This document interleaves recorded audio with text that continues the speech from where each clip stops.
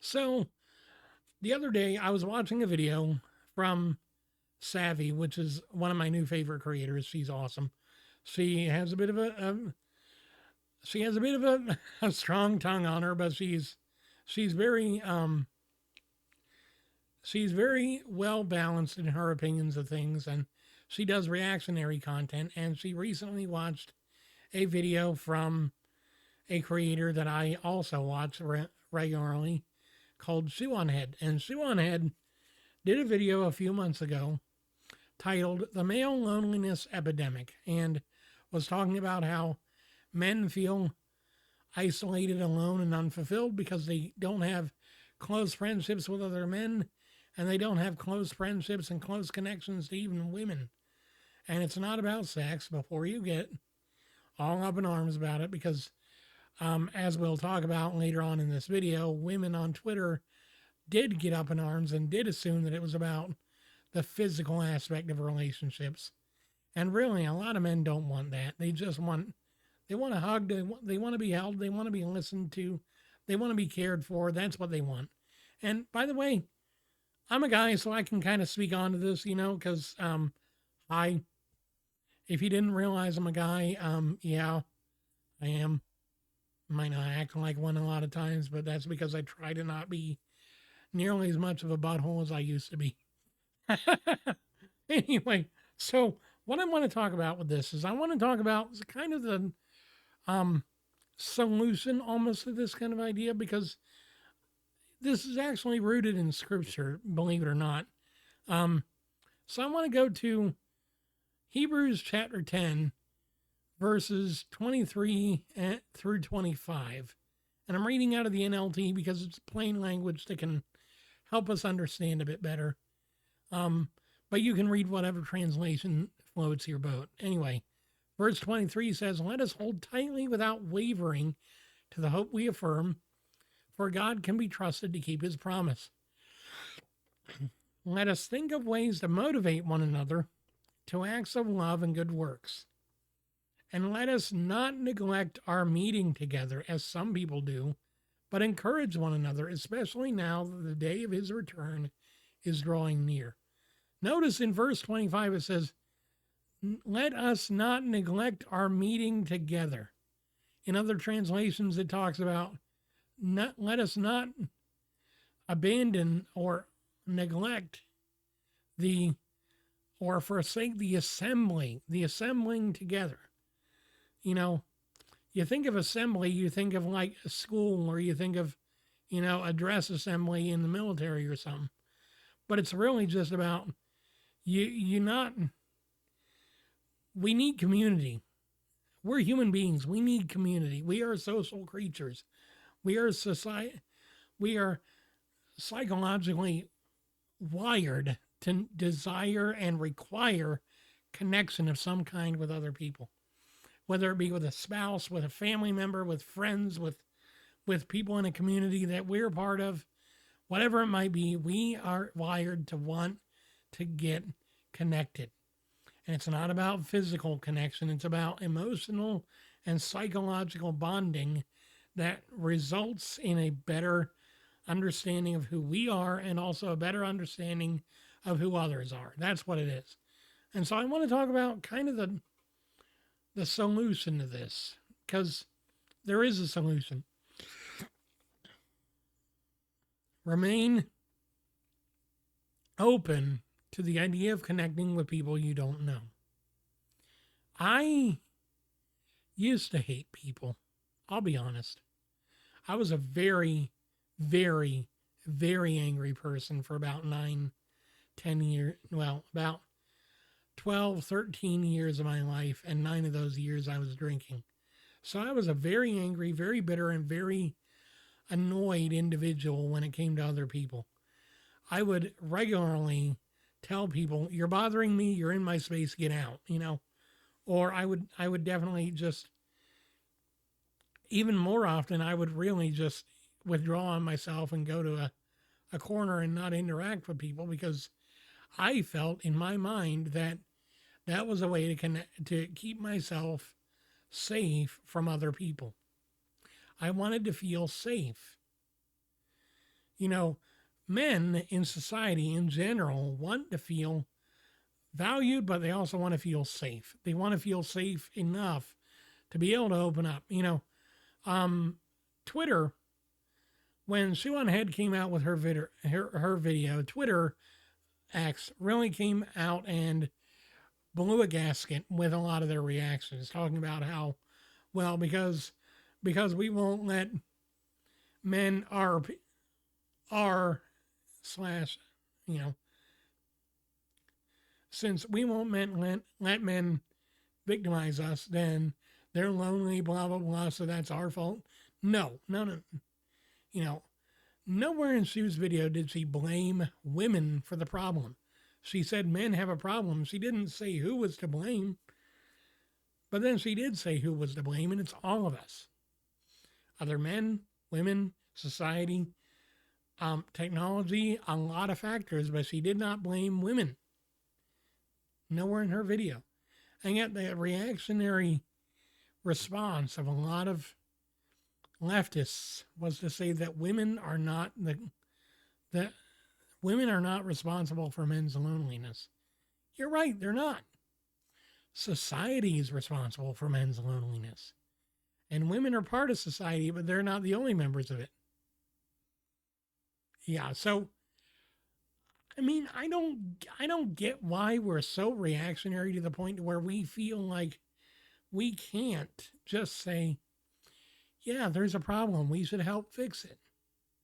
If women were the ones complaining about being lonely, there would be thousands and thousands upon thousands of white knight men wanting to help fix the problem and wanting to help give women the companionship they desire, because women are being looked after, but men are not nearly as much these days. And that's not to say that women shouldn't be getting looked after. They should. Women deserve to be looked after just as much as men do, because we are equal. We are separate but equal, So what is the true answer to this? Well, I don't know that it's one particular answer, but there are a few options that I took. Number one, the way that I got out of my loneliness was, first, I changed the habits that were causing it to get worse. Because I had a drinking problem, alcohol is a depressant, right? So the alcohol was literally making my mental state even worse than it already was, to the point to where I was ending up suicidal. So when I stopped drinking, that was one of the things that helped me to start improving my mental health, because I wasn't adding a chemical cause on top of the emotional and psychological trauma that was also a cause. Secondly, I got out of my comfort zone and I started seeking people that understood my position and could help me. Now, this is not the typical, oh, well, if you're homeless, just go buy a home. This isn't the typical, oh, well, if you're this way, then just do the opposite thing, you'll be fine. It's more of a,